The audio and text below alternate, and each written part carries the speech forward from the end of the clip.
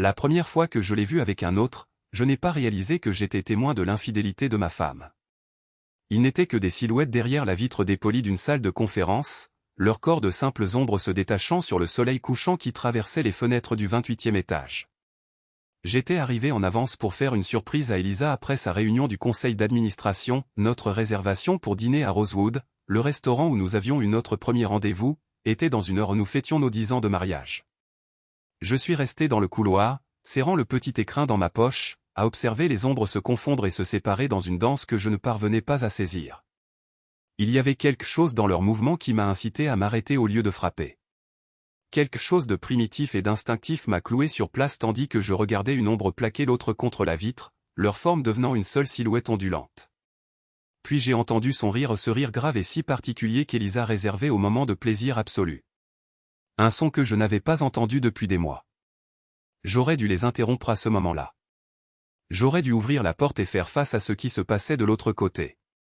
Au lieu de cela, j'ai reculé, mes jambes m'emmenant jusqu'à l'ascenseur, hors du bâtiment et dans la douce soirée de juin. Le dîner d'anniversaire se déroulerait seul, à notre table de cuisine, mon téléphone s'illuminant de textos de plus en plus inquiets de ma femme. Astérisque, je suis en retard, la réunion s'éternise. Commande sans moi, astérisque. Astérisque, désolé, je ne pourrai pas être là. Crise avec le comte Henderson. On se rattrape, astérisque. Astérisque ne m'attend pas. Je vais peut-être dormir chez Jen, en centre-ville. Je t'aime, astérisque. J'ai fixé ce dernier mot astérisque M astérisque jusqu'à ce qu'il perde tout son sens, ne devenant plus que 4 lettres disposées dans un ordre particulier sur un écran lumineux.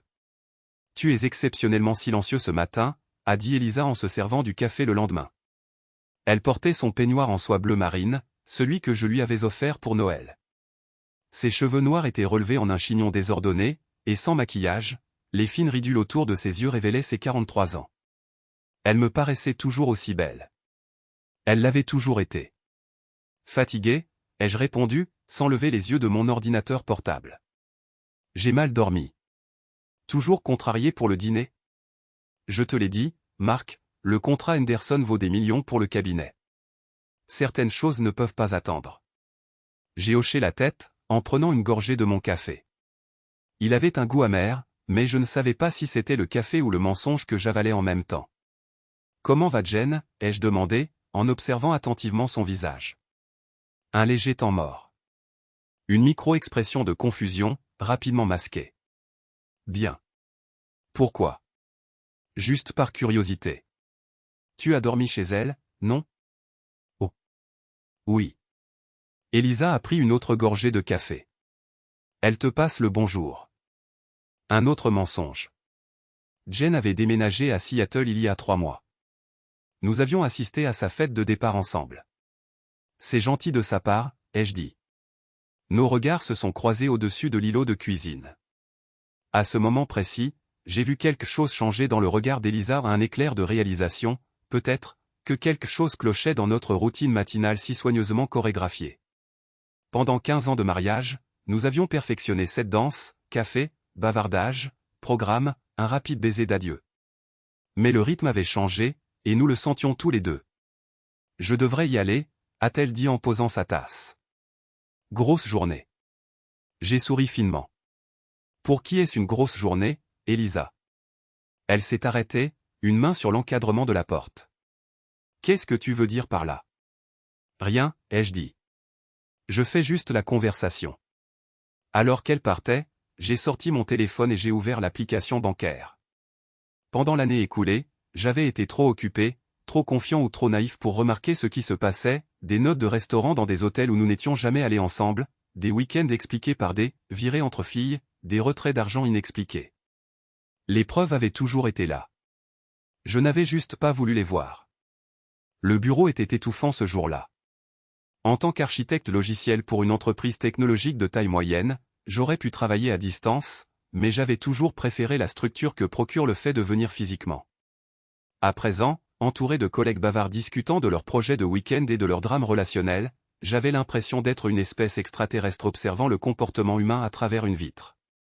La Terre appelle Marc, a dit Dylan, mon chef de projet, en agitant une main devant mon visage. Tu es avec nous? Désolé, ai-je marmonné, en me concentrant sur les maquettes filaires sur mon écran. Que disais-tu? J'ai demandé si tu peux avoir l'intégration Bacan prête pour vendredi. Le client commence à s'impatienter.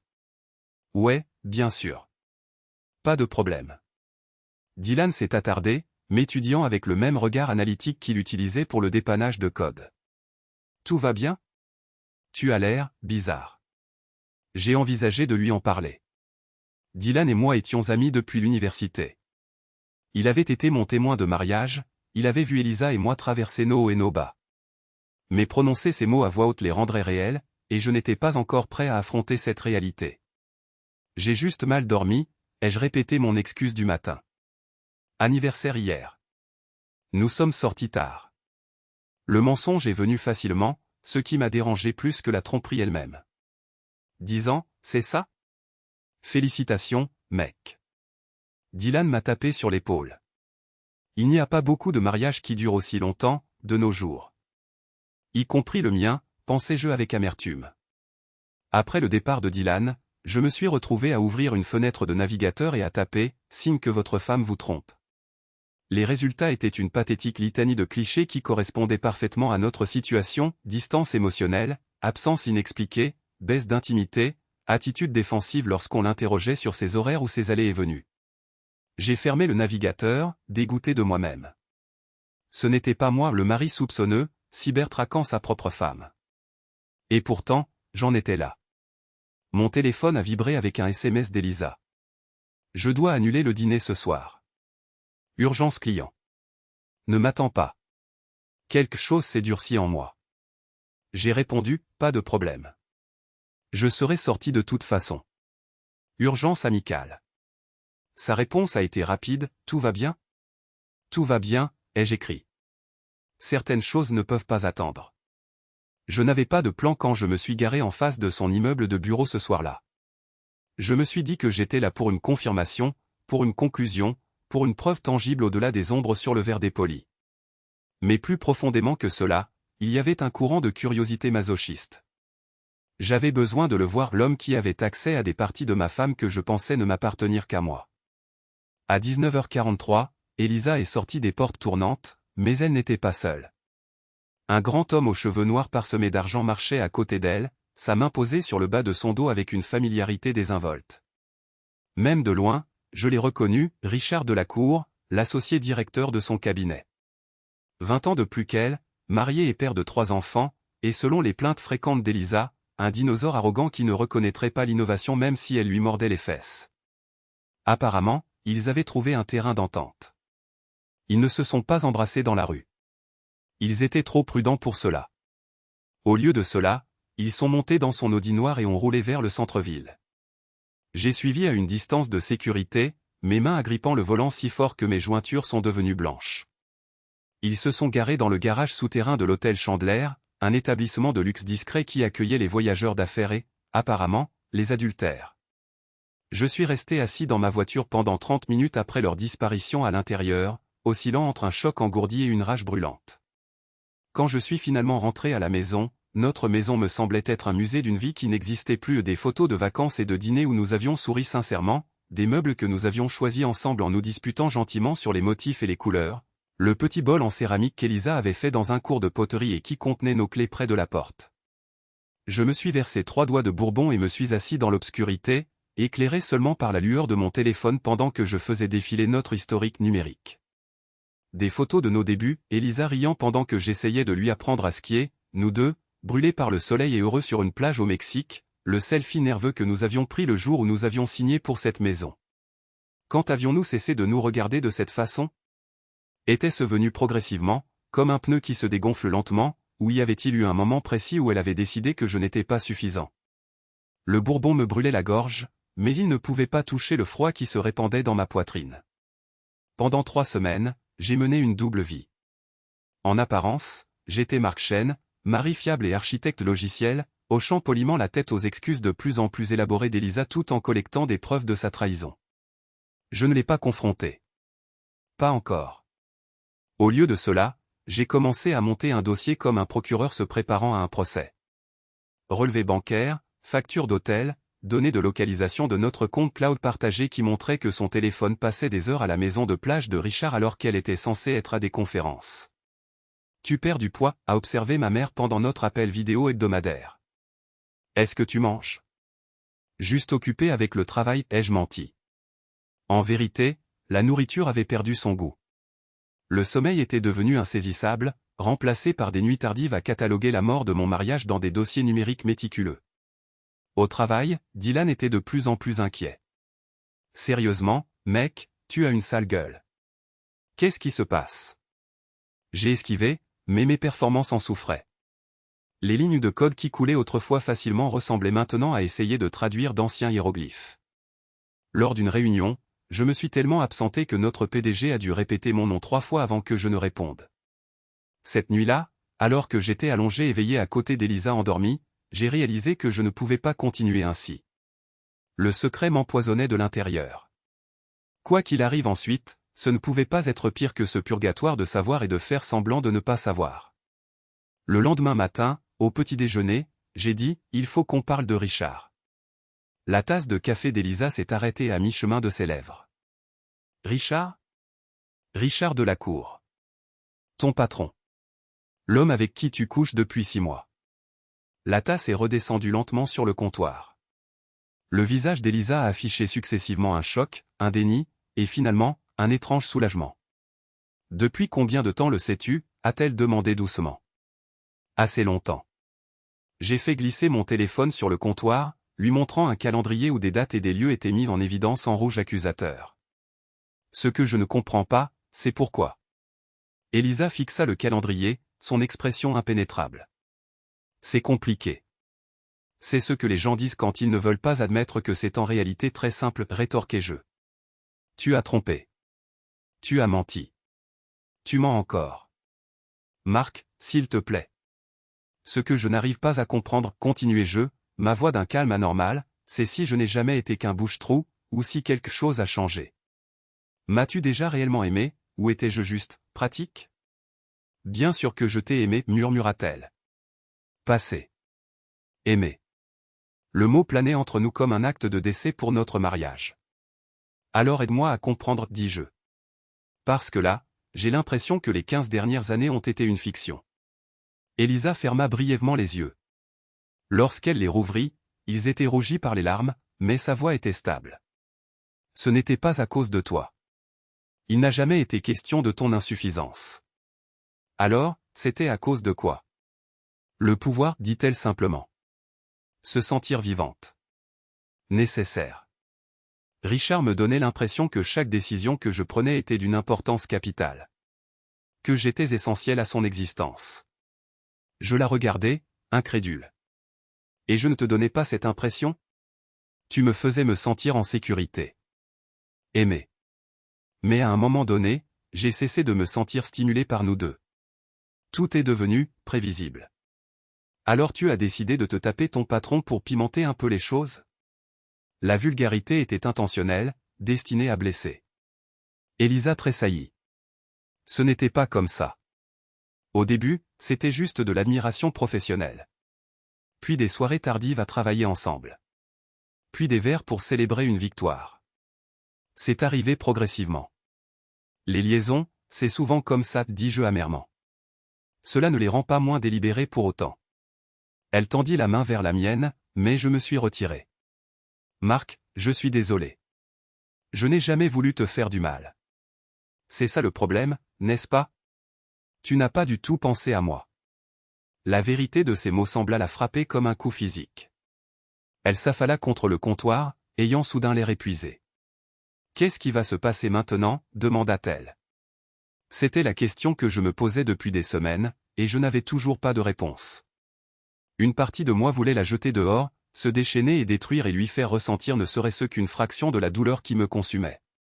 Une autre partie, celle qui se souvenait encore de la fille qui m'avait volé mon cœur il y a 15 ans, voulait désespérément trouver un moyen de revenir de ce précipice.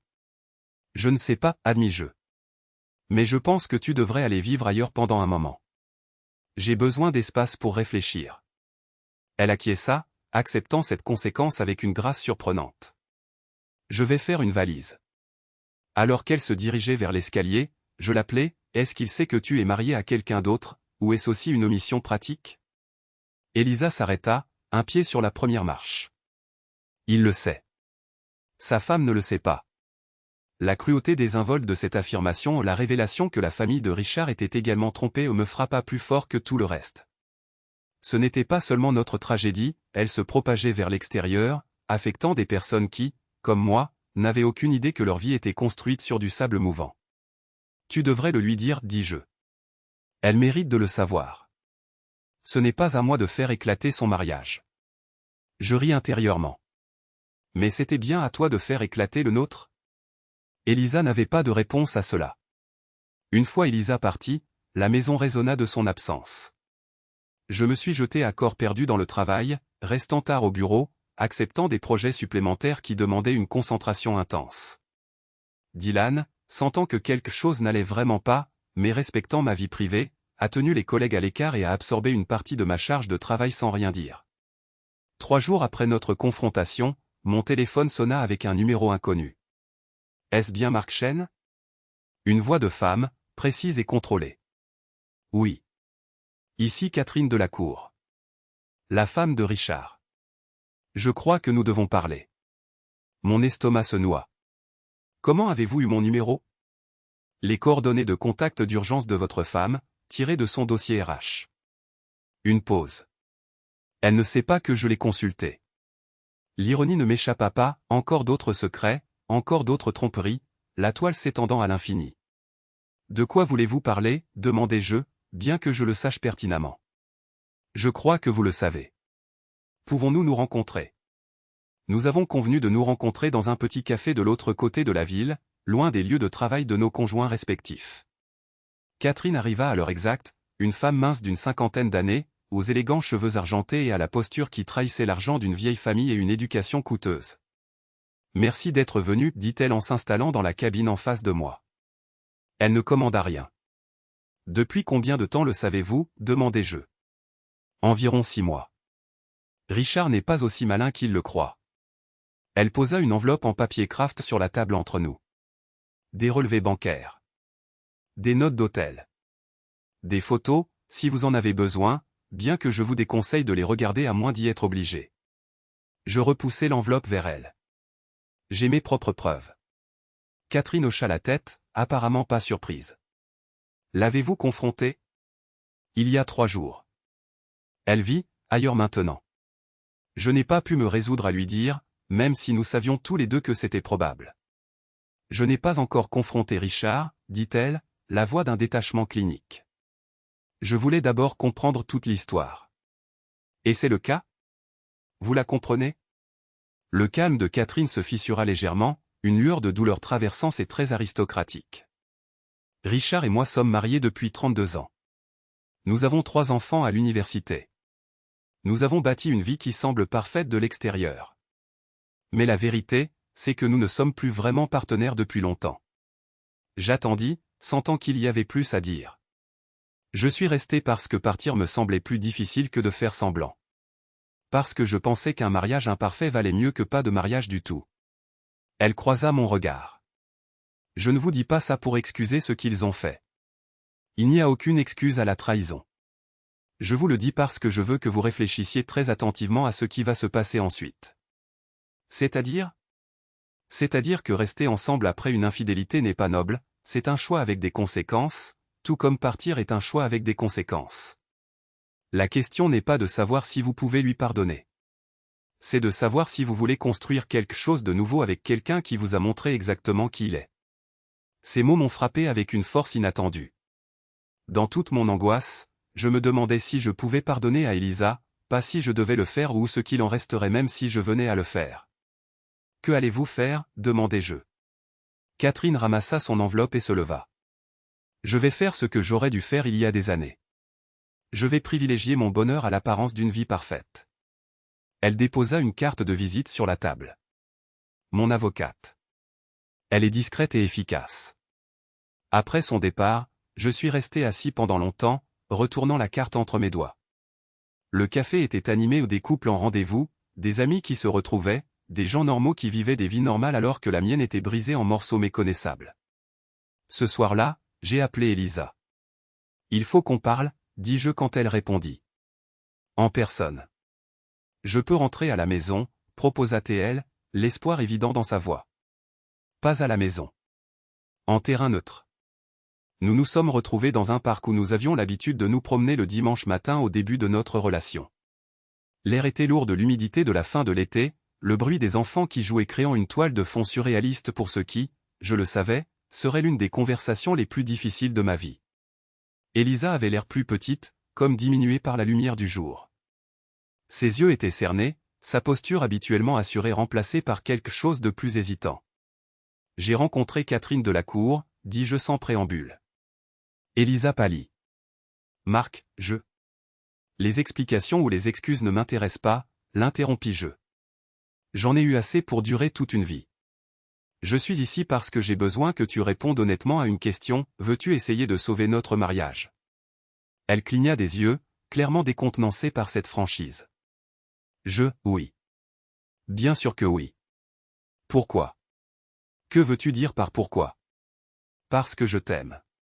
Parce que 15 ans, ça ne se jette pas comme ça sans essayer. Mais tu étais prête à prendre le risque de tout jeter pour lui, soulignai-je. Alors encore une fois, pourquoi veux-tu sauver notre mariage? Est-ce parce que tu veux vraiment être avec moi, ou parce que l'alternative est trop effrayante à envisager? Elisa resta silencieuse pendant un long moment, réfléchissant sincèrement à la question. Finalement, elle dit, je crois que j'ai oublié qui nous étions. Qui j'étais quand j'étais avec toi. Et je veux avoir la chance de m'en souvenir. Ce n'était pas une déclaration d'amour éternel. Ce n'était pas une promesse que tout serait réparé. Mais c'était honnête, et après des mois de mensonges, l'honnêteté me semblait être la seule monnaie qui valait la peine d'être acceptée. Voici ce dont j'ai besoin, dis-je. S'il et c'est un grand si nous essayons d'aller de l'avant, il ne s'agira pas de préserver ce que nous avions. C'est fini. Il faudrait construire quelque chose d'entièrement nouveau, avec une transparence totale et des limites différentes. Qu'est-ce que ça veut dire concrètement? Ça veut dire que tu trouves un nouveau travail. Ça veut dire une thérapie de couple, une thérapie individuelle. Ça veut dire pas de téléphone verrouillé, pas d'absence inexpliquée, pas de situation d'urgence au travail que je ne peux pas vérifier. Ça veut dire que tu fais le travail pour comprendre pourquoi tu étais prête à nous jeter, et que je fais le travail pour comprendre si je peux encore te faire confiance. Et si tu n'y arrives pas? Alors au moins, on saura qu'on aura essayé. Elisa hocha lentement la tête. Et Richard? C'est entre toi et lui. Mais si tu es sérieuse à l'idée de réessayer avec moi, ça s'arrête complètement. Aujourd'hui. C'est déjà terminé, dit-elle doucement. Le soir où tu m'as confronté. Je ne l'ai pas revu depuis. Je n'étais pas sûr de la croire, et cette incertitude en elle-même était révélatrice. La confiance, une fois brisée, ne se reconstitue pas facilement. Il faudrait la reconstruire pièce par pièce, si elle pouvait être reconstruite. Je ne sais pas si je peux te pardonner, avouai-je. Je ne sais pas si ce qu'on avait peut-être sauvé ou si on ne ferait que créer quelque chose de complètement différent. Mais je sais que je ne suis pas prêt à m'en aller sans au moins comprendre ce qui nous est arrivé. Elisa m'a tendu la main et, cette fois, je ne l'ai pas repoussée. Ses doigts étaient glacés malgré la chaleur de l'été. Je ferai tout ce qu'il faut, a-t-elle dit. Tout ce dont tu as besoin. Assis là, sur ce banc de parc, entouré de familles et de couples qui ignoraient tout de la négociation silencieuse qui se déroulait entre nous, j'ai compris que c'était un tournant. Quoi qu'il arrive ensuite, réconciliation ou divorce, guérison ou douleur supplémentaire, tout serait déterminé non pas par de grands gestes ou des promesses passionnées, mais par l'accumulation de choix quotidiens, de petits actes d'honnêteté ou de malhonnêteté, de présence ou d'absence.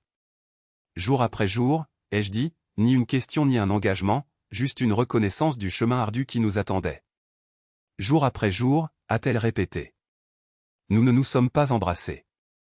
Nous ne nous sommes pas étreints. Mais nous sommes retournés ensemble à nos voitures, une distance prudente entre nous, pas tout à fait ensemble, pas tout à fait séparés. Dans cet espace résidait toute l'incertitude de notre avenir, toute la douleur de notre passé, et peut-être, si nous étions assez courageux et assez chanceux, la possibilité de quelque chose de nouveau. 6 mois plus tard, par une matinée d'hiver fraîche, j'étais assis en face d'Elisa dans le bureau de notre thérapeute pour ce qui était devenu un rituel hebdomadaire.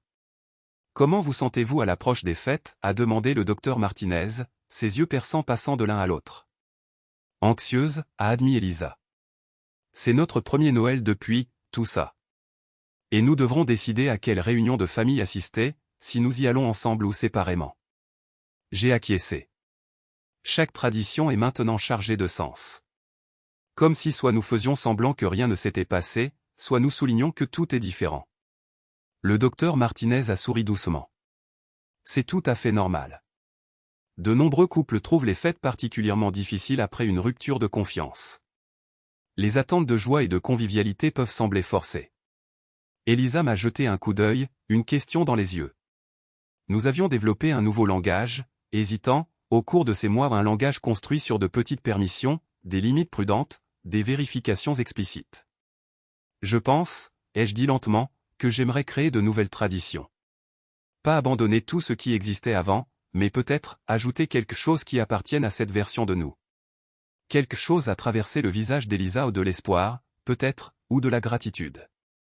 Elle avait été patiente au cours de ces mois, acceptant ma colère et mon repli sans défense, assistant religieusement à ces séances de thérapie, partageant des réflexions et des excuses qui commençaient peu à peu à paraître moins répétées et plus authentiques. Elle avait quitté son cabinet, acceptant un poste dans une plus petite entreprise qui la payait en fait davantage, mais exigeait moins de déplacements. Richard, nous l'avions appris par des relations communes, avait été muté au bureau londonien de son cabinet, son mariage apparemment intact malgré la détermination initiale de Catherine. J'aimerais ça, a dit Elisa. Peut-être pourrions-nous prendre ce cours de cuisine dont tu parles depuis un moment? Préparer notre propre dîner de Noël cette année au lieu de sortir? C'était une petite suggestion, mais significative dans sa spécificité.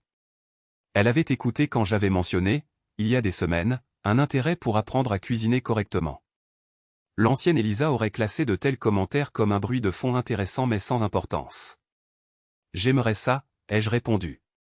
Plus tard, alors que nous marchions vers nos voitures, arrivant toujours séparément à la thérapie, l'une des nombreuses petites limites que j'avais établies, Elisa a demandé, « Tu crois qu'on va y arriver ?» La question est restée suspendue entre nous dans l'air froid, notre souffle formant de petits nuages qui se dissipaient rapidement. Il y a 6 mois, je n'aurais pas pu répondre sans amertume ni fausse assurance. Maintenant, j'avais quelque chose de plus précieux, du recul. Je ne sais pas, ai-je dit honnêtement. Certains jours, je pense que oui, nous sommes en train de guérir. D'autres jours, la colère revient avec une telle force que ça me fait peur. Mais je sais que je suis content qu'on essaie. Elisa a acquiescé, acceptant cette réponse partielle sans exiger plus de certitude que je ne pouvais lui en donner. Cela aussi était nouveau, cette acceptation de l'ambiguïté, cette volonté d'exister dans l'espace instable entre brisé et guéri. Jour après jour, a-t-elle dit, reprenant notre mantra du banc de parc. J'ai tendu la main, nos doigts gantés s'entrelaçant brièvement. Jour après jour. En la regardant s'éloigner en voiture, j'ai réalisé que le résultat le plus surprenant de sa trahison n'était peut-être pas que notre mariage ait été irrémédiablement endommagé, mais qu'elle nous ait forcés à nous voir clairement pour la première fois depuis des années. L'infidélité avait brisé les illusions confortables que nous entretenions tous les deux, que la sécurité pouvait se substituer à la passion, que la proximité pouvait remplacer la présence, que les mariages pouvaient fonctionner en pilote automatique indéfiniment. Je ne savais pas si nous allions finalement rester ensemble ou nous séparer. Je ne savais pas si la confiance pourrait un jour être entièrement rétablie ou si certaines lignes de fracture resteraient toujours visibles dans l'architecture de notre relation. Mais je savais que quoi qu'il arrive, nous étions tous les deux désormais pleinement présents, pleinement conscients, prenant chaque décision les yeux ouverts au lieu d'une cécité confortable.